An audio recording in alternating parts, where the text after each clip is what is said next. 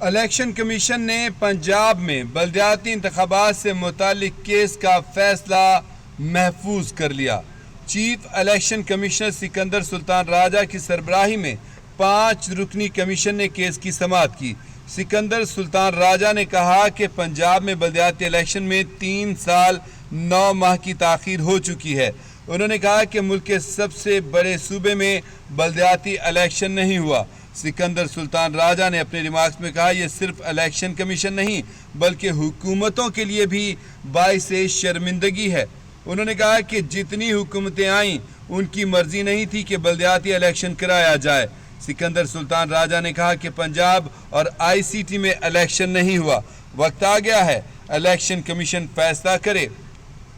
سکندر سلطان راجہ نے کہا کہ کل وفاقی حکومت کے وزیر نے بیان دیا ہے الیکشن کمیشن فیصلہ کرے، ہم الیکشن کرا دیں گے۔ سکندر سلطان راجہ نے کہا آج ہی الیکشن کمیشن بلدیاتی الیکشن پر کوئی فیصلہ کر دے گا۔ انہوں نے کہا ہم کل سے حلقہ بندی شروع کرا دیں گے۔ الیکشن کمیشن نے پنجاب میں بلدیاتی انتخابات سے متعلق کیس کا فیصلہ محفوظ کر لیا۔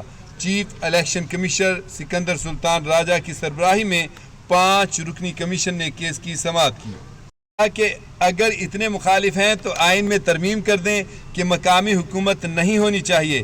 سیکرٹری الیکشن کمیشن نے کہا کہ الیکشن کمیشن نے بلدیاتی انتخابات الیکشن کرانے میں بہت کوشش کی۔ سیکرٹری الیکشن کمیشن کا کہنا تھا کہ سندھ، بلوچستان، خیبر پختونخوا کنٹونمنٹ میں بہت کوشش سے بلدیاتی انتخابات کرائے۔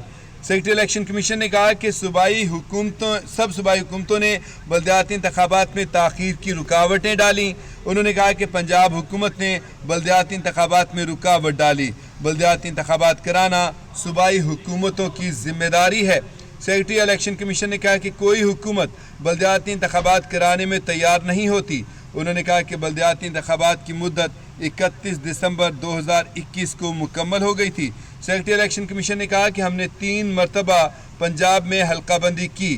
اگر الیکشن کا نہیں مانتے تو ہم پرانی حلقہ بندی پر بلدیاتی الیکشن کرا سکتے ہیں۔ اسپیشل سیکرٹری الیکشن کمیشن نے کہا کہ پنجاب بلدیاتی حکومت کا سابق 2022 کا قانون ابھی موجود ہے۔